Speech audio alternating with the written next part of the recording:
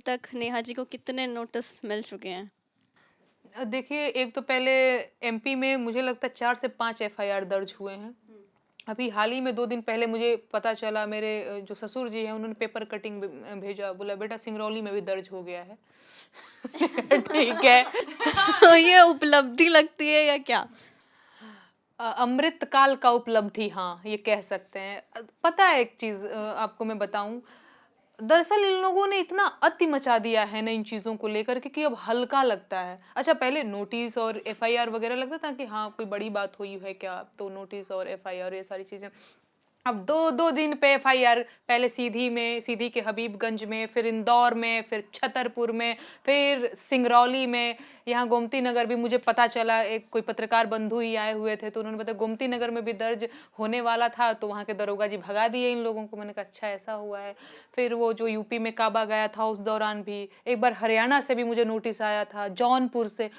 पता नहीं, अब मुझे लगता है कि उंगली पे नहीं गिन पाऊंगी, इस तरीके से शुरू हो चुका है। हाँ, तो बहुत सारा नोटिस एफआईआर दर्ज होता रहता है मेरे खिलाफ। और जो अभी बीच में खबर आई थी कि हिमांशु जी को जो है आपके हस्बैंड को निकाल दिया गया है नौकरी से, हाँ, ये सही बात है। तो वो क्या आप ही के चलते उन्हें नौकरी से निकाला गया था?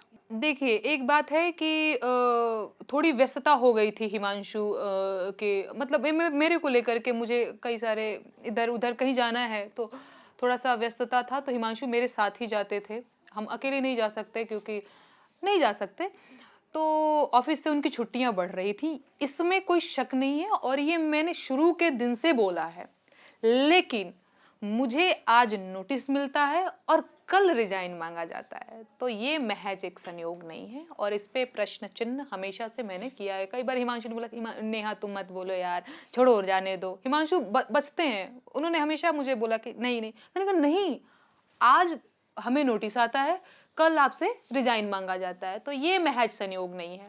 तो ये हुआ है, अभी उनके पास जॉब नहीं है, गीत गाने का मुझे ये इनाम मिला है, मुझे बहुत सारा एफआईआर मिला है, मेरे पति की नौकरी ले ली गई, ये मिला है, तो ये सब उपलब्धियां हैं आप कह सकती हैं। हाँ, अब मैं इसको उपलब्धि की तरह लेती हूँ। इन चीज़ों पे आपके घर वालों का कैसा रिएक्शन था? क्योंकि आपने कहा हम बिहार से हैं, मैं भी बिहार से हूँ, तो हमारी सोसाइटी, में आप कहाँ से हैं? मैं मुंगेर ज़िला से हूँ। तो हमारे साइड ये ज़्यादा होता है कि अगर ऐसी चीज़ें होती हैं तो लोग लड़कियों को ही ब्लेम करते हैं। तो ये आपके दोनों तरीके के फैमिली से कैसा रिएक्शन था इन चीज़ों पे? देखिए, एक बात है, मैं मेरे नैहर में एकदम से फैमिली ऐसी थी कि बहुत डोमिनेटिंग। अभी मम्मी फिर सुनेगी मुझे, फिर बोलेगी, मुझे ये भी पता है। अभी इस इंटरव्यू पूरा मेरा सर्च कर करके वो देखती हैं, फिर बोलेगी कि फिर जाके कहाँ बोल रहे हो तू।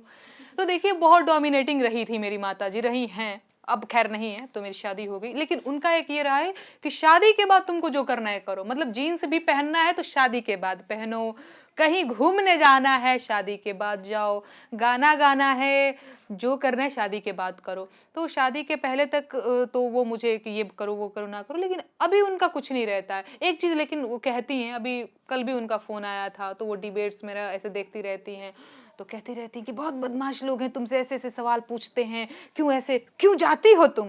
मुझे तो कई बार उन्होंने ये भी बोला है, वो मम्मी है वो थोड़ा डरती है, वो नोटिस वोटिस आया था पुलिस वगैरह का जो वीडियो था, तो मम्मी को लग रहा था कि मैं जेल चली जाऊंगी, मुझे चूहे वूहे काट देंगे जेल में, तो मम्मी है ना, तो उसका तो समझ में आता है। तो अब बाकी ससुराल की रही बात, तो भाई मेरे ससुराल में 4 लोग हैं और चारों लोग बेहद कमाल के लोग हैं।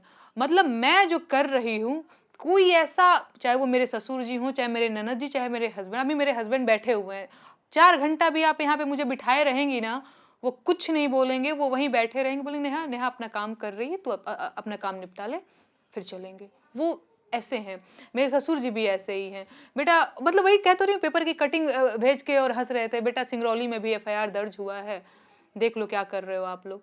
बहुत सपोर्ट, कभी नहीं कहा। 1 साल हो गए, जबकि देखा जाता है जनरली कि यूपी बिहार में शादी के 1 साल बाद ही अगर बहू के ऊपर इतना एफआईआर और ये वो सारी चीजें हो जाएं, रोज रोज घर पे पुलिस दरोगा ही पहुंच रहे हैं। अच्छा, पुलिस भी पूरी फौज के साथ गए थे, दिल्ली भी आए थे, अम्बेडकर नगर भी गए थे। मेरे ससुर जी का पेंट का शॉप है वही नीचे, तो मतलब घर के नीचे, तो वहाँ पे बैठे हुए थे, बहुत सारे लोगों के बीच बैठे हुए थे। तो हुआ कि भाई कौन लोग हैं, तो मेरे पापा को लगा सीधे है ना वो, तो उनको लगा कि नहीं नहीं हमारे यहाँ के नहीं होंगे, मेरे लिए थोड़ी आया होगा। हाँ भाई क्या है दरोगा जी, जो भी बैठिए, क्या है, नेहा राठौर का घर कहाँ है? तो बोला क्या बात है। फिर मेरे जो बड़े ससुर लगेंगे वो सब बड़ा, गांव समाज के लोग बात तो बनाते ही हैं, पर मेरे ससुर जी मेरे तक आने नहीं देते। मैं जानती हूँ ना हमारा समाज कैसा है, लोग बिल्कुल कहते हैं। अच्छा एक और चीज, मैं यहाँ सोसाइटी में रहती थी, यहाँ दिल्ली में, यहाँ के गार्ड लोग जो मुझसे बड़े प्यार से बात करते थे, मैं भी उनसे प्यार से बात करती थी, भैया नमस्ते, आप कैसे हैं कैसे नहीं है, वो लोग वो नोटिस के बाद, वो पुलिस वगैरह के आने के बाद, वो मुझे बहुत संदिग्ध नजर से देखने लग गए थे।